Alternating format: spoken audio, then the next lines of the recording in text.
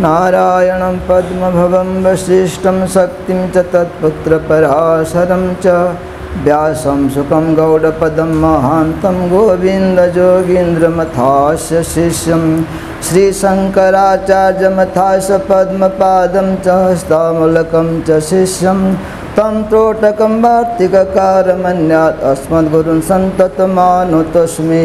श्रुते स्मृते पुराणानामालयं करुणालयं नमामि भगवत्पादं शङ्करं लोकशङ्करं शङ्करं शङ्कराचार्यं केशवं बादरायणं सूत्रभाष्यकृतो वन्दे भगवन्तो पुनः पुनः। ईश्वरो गुरुरात्मते मूर्तिभेदविभागिने व्योमवद्व्याप्तदेहाय दक्षिणामूर्तये नमः दक्षिणामूर्तये नमः। आज गुरु पूर्णिमा है।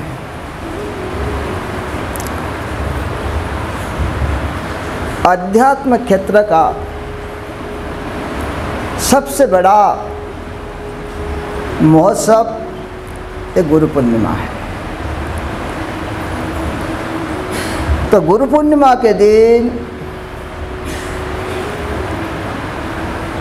साधक शिष्य का एक कर्तव्य होता है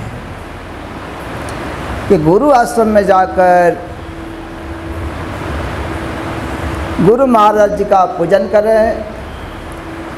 यदि गुरु महाराज जी का शरीर नहीं हो तो गुरु महाराज जी के पादुका का पूजन करें।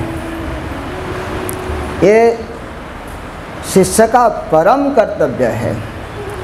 गुरु महाराज जी कहा करते थे, गुरु पूर्णिमा के दिन शिष्य को यदि अपने गुरु आश्रम में पहुंचने के लिए संभव नहीं है तो अपने नज़दीक जो कहीं भी आश्रम हो उस आश्रम में अवश्य जाना चाहिए, क्योंकि ये महत्वपूर्ण दिवस है। गुरु महाराज जी कहा करते थे अपने गुरु महाराज जी के शब्द में, दीक्षा के दिन शिष्य को दीक्षा के समय जो अनुभव होता है उसी अनुभव गुरु पूर्णिमा के दिन सद्गुरु पादुका का पूजन करते समय होता है। तो दीक्षा तो जीवन में एक बार होती है, लेकिन गुरु पूर्णिमा साल में एक बार आती है। साल में एक बार आती है तो हमको इस दिन का अवश्य ही सब काम छोड़ करके, कि गुरु महाराज जी कहा कहते थे शिष्य का जो 360 दिन है उसका सब एक दिन गुरु का होता ही है, कि एक दिन गुरु के लिए सब कुछ छोड़कर गुरु के पास गुरु आश्रम में आना ही चाहिए। गुरु महाराज जी ये भी कहा करते थे, देखो आश्रम में हफ्ते में एक दिन आना चाहिए, यदि संभव नहीं हो तो 15 दिन में एक बार आना चाहिए, यदि 15 दिन में भी संभव नहीं है तो महीने में एक बार आना ही चाहिए। ये गुरु महाराज जी का कहना था। यदि हम गुरु महाराज जी की बात को मानते हैं तो उनकी जो इच्छा ये है कि महीने में एक बार गुरु धाम में, गुरु आश्रम में, गुरुद्वार में, गुरुद्वारे आना ही चाहिए। कल हम ये पढ़ रहे थे गुरु महाराज जी का लिखा हुआ मानस में गुरु तत्व, तो इसके अंदर गुरु महाराज जी ने रामचरित मानस के अंदर जितने चौपाई है, दोहा है, मंगलाचरण है, सब कितना अध्ययन करके गुरु महाराज जी ने जितने गुरु शब्द है सब निकाल करके पुस्तक लिखे हैं। तो ये गुरु क्या है, गुरु की महिमा क्या है, गुरु क्या कर सकते हैं, तो गुरु महाराज जी वर्णन करते हैं, भजन में भी कहते हैं। अभी जब भजन सुना, गुरु के साथ ये शिष्य क्या है, ये लोहे का टुकड़ा है। हम क्या हैं अभी, लोहे का टुकड़ा है और जंग खाया हुआ टुकड़ा है। हम बात तो बड़ी बड़ी करते हैं, लेकिन बात करने से कुछ होता नहीं है। अध्यात्म बातों का विषय नहीं है। गुरु महाराज जी कहते थे हम बातों का सिकंदर बहुत देखे। प्रवचनकार प्रवचन के माध्यम से ब्रह्म को टेबल पर खड़ा कर देते हैं। किसके माध्यम से? प्रवचन के माध्यम से। लेकिन ये अध्यात्म प्रवचन का विषय या बातों का विषय है ही नहीं। तो जो गुरु का सान्निध्य है, गुरु की कृपा है, गुरु की कृपा को प्राप्त करने के लिए हमको हर समय प्रयत्नशील होना चाहिए। क्योंकि अध्यात्म में गुरु की कृपा ही सब कुछ है। अध्यात्म कृपा साध्य है, प्रयत्न साध्य नहीं है। हम अपने प्रयत्न से मन को शुद्ध नहीं कर सकते। उसके लिए गुरु की कृपा चाहिए। और गुरु की कृपा प्राप्त करने के लिए हमको गुरु महाराज जी की सेवा, गुरु महाराज जी के बतलाए हुए मार्ग पर चलना अपना कर्तव्य है। गुरु दर्शित मार्गेण मन शुद्धिं तु कारयेत्। गुरु महाराज जी के बतलाए हुए मार्ग पर चल करके ही इस मन को शुद्ध किया जा सकता है। हम अपने प्रयत्न से नहीं कर सकते। तो आज का दिन हमने ये देखा, गुरु महाराज जी का मानो कृपा की वृष्टि है। बहुत से साधक तो चले गए हैं, लेकिन इतने साधक आज इतने असुविधा में भी, इतने बरसात में गुरु धाम में आए। ये गुरु महाराज जी की अहेतु की कृपा मानता हूँ मैं। आज के दिन देखिए, सब लोग जल्दी उठ गए होंगे, अपना सब काम निपटा करके इतने बरसात में भी गुरु महाराज जी के स्थान पर आ गए। इसका अर्थ ही है कि उनके अंदर गुरु जी की जो कृपा है, जो जागृत शक्ति है, वो उनको यहाँ खींच करके ले आई। ये है गुरु प्रेम। गुरु का जो प्रेम है, वो प्रेम ही इतने साधकों को, आप सभी को यहाँ खींच करके लाया। ये प्रेम, तो प्रेम के बारे में गुरु महाराज इसमें लिखा है। भरत जी का और राम जी का जो प्रेम था, गुरु महाराज इसमें लिखा है। गुरु वशिष्ठ जी और आया जनक जी जैसे महान रथी राम जी और भरत जी के प्रेम की जो पराकाष्ठा है, वहाँ तक पहुँच नहीं पाए। ये प्रेम है। और कहते हैं गुरु महाराज जी, वो जो प्रेम है उसमें कोई छल कपट नहीं, कोई आसक्ति नहीं, कोई मोह नहीं, कोई राग द्वेष नहीं, निश्चल प्रेम। प्रेम एक व्यापक शब्द है। तो गुरु महाराज जी हम लोगों को कृपा करके ये अमूल्य दीक्षा प्रदान किए हैं। ये जो शक्तिपात की दीक्षा है, गुरु महाराज जी की अहित की कृपा है हम लोगों के ऊपर। ये अलग बात है कि हम कृपा का लाभ उठा नहीं पा रहे हैं। कृपा का लाभ यदि हम उठा लेते हैं तो हमारा जीवन सार्थक हो जाए। और इसी जीवन में उस शक्ति में क्या नहीं है, लेकिन हम कर नहीं पा रहे हैं। आज के जैसे हमारे अंदर गुरु महाराज जी के प्रति जो प्रेम उमड़ा, ऐसा हर रोज होना चाहिए, तब काम बनेगा। जो साधन है, जो प्रेम है, जो समर्पण है, जो निष्ठा है, वो निरंतर बने रहना चाहिए।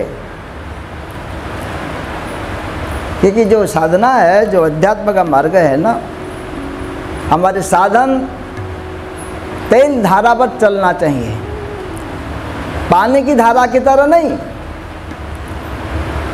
पानी की जो धारा है टूट टूट के गिरता है, लेकिन तेल की धारा जो है जितने बारीक भी हो जाए वो टूटता नहीं, निरंतर गिरता है। तो आज का जो दिन है गुरु भक्तों के लिए पावन दिवस है, अमूल्य दिवस है, और शिष्य को अपने गुरुधाम या गुरु आश्रम में अवश्य जाना चाहिए। क्योंकि जो पादुका पूजन है, गुरु महाराज जी का जो पादुका हमने पूजन किया, इसका जो 5 श्लोक है ना, सदगुरु पादुका पढ़ते हैं, अपने अंदर वैराग्य को उदय करने के लिए इसमें सक्षम है, और विवेक को उदय करने के लिए भी सक्षम है। विवेक और वैराग्य, इसमें भी महाराज जी ने 2 बातें बताया है। विवेक और वैराग्य के बिना अपने अंदर प्रेम उदय नहीं होता। विवेक और वैराग्य अध्यात्म में चाहिए। क्यों? इसलिए कि जब तक वैराग्य नहीं हो, हमारा मन जगत में भटकेगा, और वैराग्य जब उदय होता है तो मन जगत से हटकर अंतर्मुखी होता है। और विवेक हमको ये बतलाता है कि ये छोड़ना, ये ग्रहण करना है, ये हमारे हित में है, ये हमारे हित में नहीं है। तब धीरे धीरे करके जा करके हमारा वृत्ति, हमारा मन अंतर्मुखी होगा। तो ये विवेक और वैराग्य को प्राप्त करना इतना सरल काम नहीं है। तो गुरु महाराज जी बतलाते थे, देखो हम जीव भाव में है, गुरु आश्रम में आकर के गुरु का पूजन करना या गुरु की पादुका का पूजन करना, इसका अर्थ है कि हम जीव भाव में, हमारे में अभी कोई शक्ति नहीं है। गुरु की शरण में आकर के, गुरु की सेवा करके, गुरु की पादुका का पूजन करके हमको शक्ति को अर्जन करना है। हमारे में कोई शक्ति नहीं है। गुरु महाराज जी कहते जीव में कोई शक्ति है नहीं, लेकिन अभिमान बहुत करता है। जीव में कोई शक्ति नहीं है, केवल अभिमान बहुत करता है, मेरे जैसे कोई बड़ा नहीं। ये सारा जगत अभिमान का खेल है। मैं बड़ा कि तू बड़ा, कोई छोटा बनने के लिए तैयार ही नहीं है। आप किसी को भी देखो। और गुरु महाराज जी बतलाते, जो अध्यात्म है तुच्छ नीच बनकर कहीं प्राप्त किया जा सकता है, छोटा बनकर। और छोटा बनने के लिए अर्थात अभिमान को छोड़ना पड़ता है। अभिमान को छोड़े बिना हम छोटा नहीं बन सकते। अभिमान को छोड़ना कठिन काम है। गुरु महाराज कहा करते थे, अभिमान हमारा पीछा ही नहीं छोड़ता। कुछ करो तो उसका अभिमान, कुछ नहीं करो तो उसका भी अभिमान। तो कुछ करो तो अभिमान समझ में आता कि मैंने ये किया, ये किया, ये किया। लेकिन कुछ किए बिना अभिमान, वो क्या है? अरे मैं बड़ा आदमी हूँ, मुझे कोई कुछ नहीं कह सकता, मैं मन के राजा हूँ, ये अभिमान। जहाँ मैं बड़ा मान लिया वहाँ नीचे। गुरु महाराज कहते थे, जो बड़ा होकर के भी बड़पन का अभिमान नहीं है वो बड़ा है। जितने बड़े बड़े संत हो गए देखो, गुरु महाराज की हम पढ़ते हैं, मैं नीच हूँ, मैं घमंडी हूँ, मैं पापी हूँ, मैं दम्भी हूँ। उनके अंदर कुछ नहीं है, लेकिन ऐसा हमको कह रहे हैं। उनसे शिक्षा लेना हमको। जितने बड़े बड़े महापुरुष हो गए हैं अपने आप को छोटा बतलाया है। तुलसीदास जी कहते हैं रामचरितमानस में, न जानामि जोगम जपम नहीं बपूजाम, ये प्रभु मैं कुछ नहीं जानता, जोग जप पूजा पाठ में कुछ नहीं जानता। सूरदास जी क्या कहते हैं, मोह सम कौन कुटिल खल कामी, जे तन दियो तय बिसरे हो ऐसे नमक हरामी। मतलब मेरे जैसा कुटिल खल कामी कोई नहीं है। जिस प्रभु ने कृपा करके मुझे ये देवदुर्लभ शरीर दिया, उसको मैं भूल गया। देखो ये जो मनुष्य शरीर हमको मिला है, ये भगवान की अहेतु की कृपा का फल है। 84 लाख जोनि में भटकते भटकते भटकते भटकते भगवान की अहेतु की कृपा से ये शरीर मिलता है। जैसे हम अनेक जोनि में भ्रमण करते करते बहुत दुख को उठाते उठाते हमारे अंदर दुख सहन करने की क्षमता नहीं रही, तब भगवान से प्रार्थना की, हे प्रभु अब मुझे कृपा करो, मुझे दुख से बाहर निकालो। भगवान ने कृपा करके शरीर दे दिया। लेकिन मनुष्य शरीर मिल गया तो हम कहते हैं भगवान को नहीं मानते हम, मैं सब कुछ कर सकता हूँ। ये अभिमान आ जाता है हमारे में। तो ये अभिमान से बचने के लिए गुरु महाराज जी का शरण ही एकमात्र उपाय है, और दूसरा उपाय है नहीं। यदि हमको अध्यात्म में कुछ लाभ कमाना है,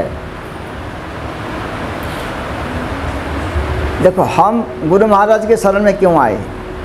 हम जितने भी साधक यहाँ इकट्ठे हैं, गुरु महाराज जी के प्रति हमारे अंदर कोई ना कोई भाव है, कोई ना कोई प्रेम है, और गुरु महाराज जी के शरण में हम आए, गुरु महाराज ने कृपा की है। कोई ना कोई कोने में कुछ न कुछ भाव है, प्रेम है। देवास में एक बार बहुत बड़ा कार्यक्रम था, तो वहाँ जितने साधु सन्यासी आए थे, गुरु महाराज ने अपने कमरे में ऊपर बुलाया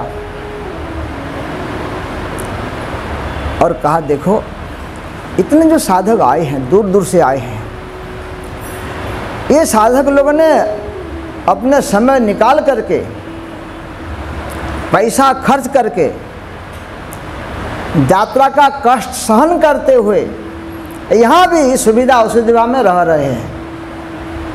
क्या कहा, इन्होंने समय निकाल करके, पैसा खर्च करके, यात्रा का कष्ट सहन करके इस आश्रम के अंदर भी सुविधा असुविधा में रह रहे हैं। तो इनके अंदर कहीं ना कहीं भाव है। वो जो भाव है भले वो शिष्य को तार लेता है। जो भाव है कहीं ना कहीं है, वो दूर से खींच के लाया। जैसे हम इतना सारे जो इकट्ठा हुए, आप लोग सब आए, ये तो हम धन्यवाद भी देते कि इतने बरसात में आप लोग आए, लेकिन हम सोचते कि आपका कर्तव्य भी है, हम आप लोग को धन्यवाद भी देते हैं, और आपका कर्तव्य में भी आना चाहिए।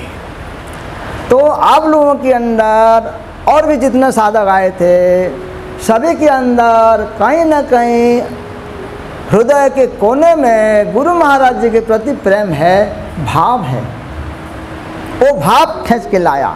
तो गुरु महाराज जी ने कहा, इन साधकों के अंदर कहीं ना कहीं भाव है, वो भाव तारता है।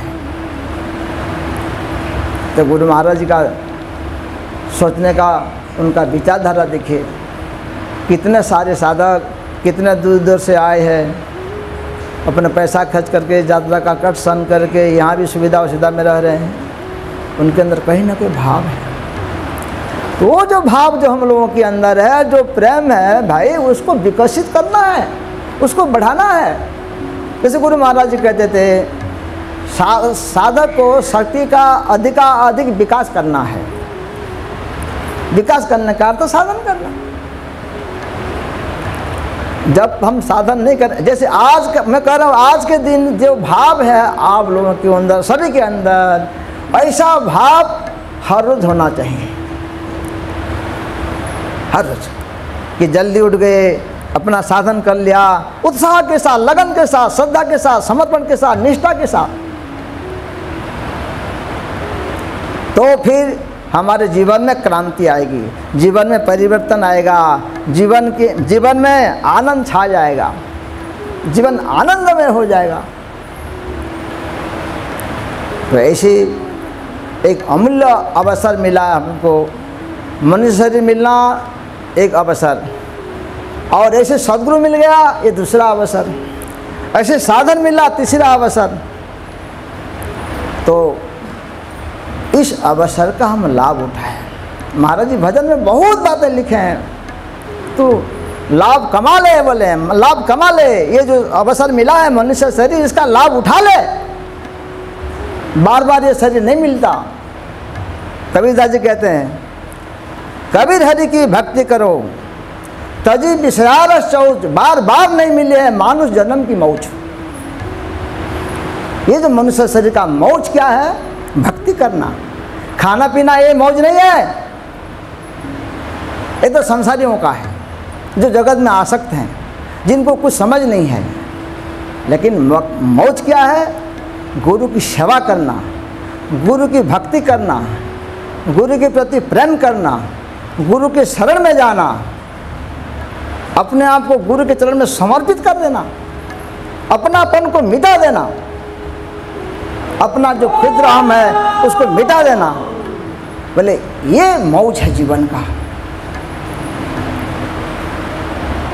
तो इसके लिए हमको मनुष्य शरीर मिला है। मनुष्य शरीर का एकमात्र उद्देश्य है प्रभु की प्राप्ति, दूसरा कोई उद्देश्य नहीं है। बाकी खाना पीना कमाना तो बाकी सब प्राणी करते हैं। तो हमको ये विचार करना चाहिए कि भाई हमने जिस भाव से गुरु महाराज जी के शरण में आए, उनसे प्रार्थना की, उन्होंने कृपा करके हमको ये अमूल्य दीक्षा प्रदान कर दी। देखो जो हम दीक्षा हमको प्राप्त है, नाथ संप्रदाय में इसको प्राप्त करने के लिए 12 साल तक तपस्या करनी पड़ती थी, और रगड़ाते थे, सेवा कराते थे, उसके बाद ये दीक्षा देते थे। हमको आसानी से दीक्षा प्राप्त हो गई। तो जो भी हो गया, समय जा रहा है। गुरु महाराज जी कहते थे समय जा रहा है, इस समय का उपयोग करो। जीवन का एक क्षण जब चला जाता है वो दोबारा नहीं आता है। सबसे बड़ा धन है समय। साधक के लिए, जगत के लिए तो सोना चांदी पैसे धन है, लेकिन एक साधक के लिए, एक अध्यात्म प्रेमी के लिए जो प्रभु प्राप्ति के मार्ग पर चल रहा है, उसका असली धन ये समय है। उस समय का हम उपयोग करें। यदि समय का उपयोग करते हैं, हो सकता है इसी जीवन में हम अपने लक्ष्य को प्राप्त कर सकते हैं। और इसका यदि हम दुरुपयोग करते, दुरुपयोग करने का अर्थ साधन नहीं करना, अनावश्यक बातें करना।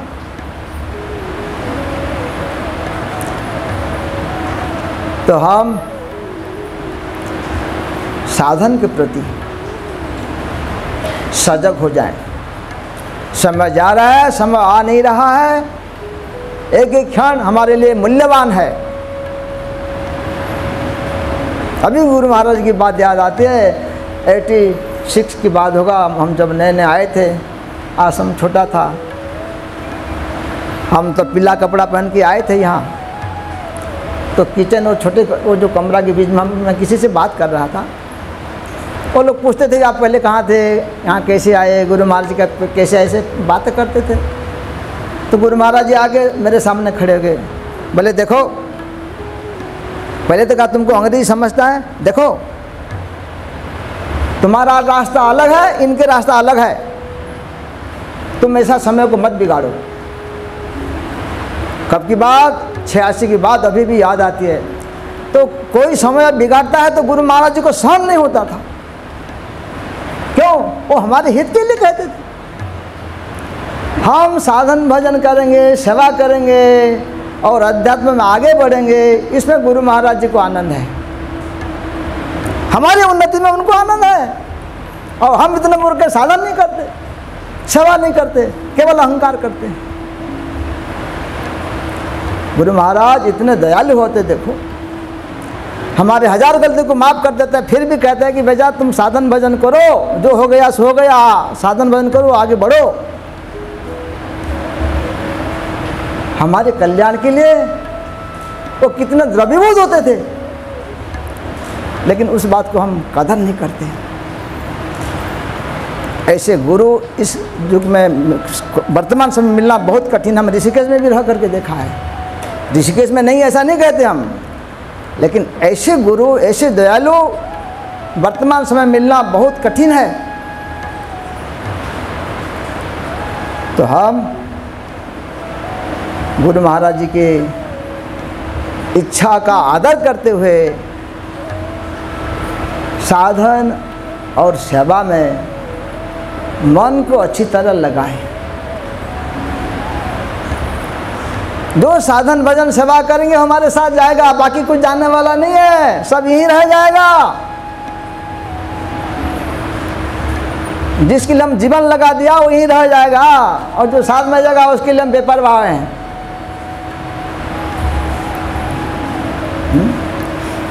तो गुरु महाराज जी हम लोगों के लिए कितने पुस्तक लिखे, कितने भजन लिखे, तो हम उनकी आज्ञा का, उनकी जो इच्छा थी उसको आदर करते हुए साधन और सेवा, दो बातें गुरु महाराज जी कहते थे। साधक साधन करता, सेवा करता, तीसरा काम ही नहीं करता। वो साधन करता है और सेवा करता है, तीसरा काम नहीं करता। उसका साधन भी सेवा है और सेवा भी साधन है। अर्थात हमारा जीवन साधनमय हो जाना चाहिए, हमारा व्यवहार भी साधन हो जाना चाहिए, तब जीवन में आनंद आएगा। तो आज गुरु पूर्णिमा का जो दिन है, बहुत उत्साह के साथ, आनंद के साथ आप लोग आए। हमको भी बहुत इतना अच्छा लगा कि क्या गुरु महाराज जी का प्रेम है।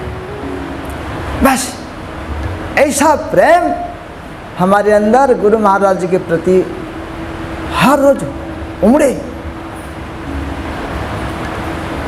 तो फिर जीवन में आनंद ही आनंद है। और कार्यक्रम मनाने का सार्थक तब है, तो गुरु महाराज जी कहते थे केवल आए लोग मिल के बातचीत कर लिया, खाना पीना खाए चले गए, बोले ऐसा नहीं। हम आश्रम में आए, ये विचार कर रहे हैं कि 1 साल के अंदर दूसरे गुरु पूर्णिमा से आज के गुरु पूर्णिमा तक हमने कितने उन्नति की, जीवन में कितने परिवर्तन आए, कितने साधन किए, कितने सेवा किए, वो भी लेखा जोखा करना चाहिए। अर्थात हमको आत्मनिरीक्षण भी करते रहना चाहिए। यदि हमको अध्यात्म में आगे बढ़ना है तो अच्छी तरह लगना पड़ेगा, ढीले ढाले से नहीं चलेगा। तो आज की तरह हमारा प्रेम आगे भी गुरु महाराज जी के प्रति ऐसे बना रहे, उमड़ते रहे, ये गुरु महाराज से प्रार्थना करते हैं। और आज हम सब लोग मिलकर गुरु महाराज से प्रार्थना करते हैं कि हे गुरु महाराज, हम सभी के ऊपर आपकी कृपा दृष्टि बनी रहे और हमारा अध्यात्म मार्ग प्रशस्त हो। श्री सद्गुरुनाथ महाराज की जय। श्री विष्णु तीर्थम ब्रह्मा स्वरूपम नीलवर श्री गुरु ओम नमो विष्णु ओम नमो विष्णु ओम नमो विष्णु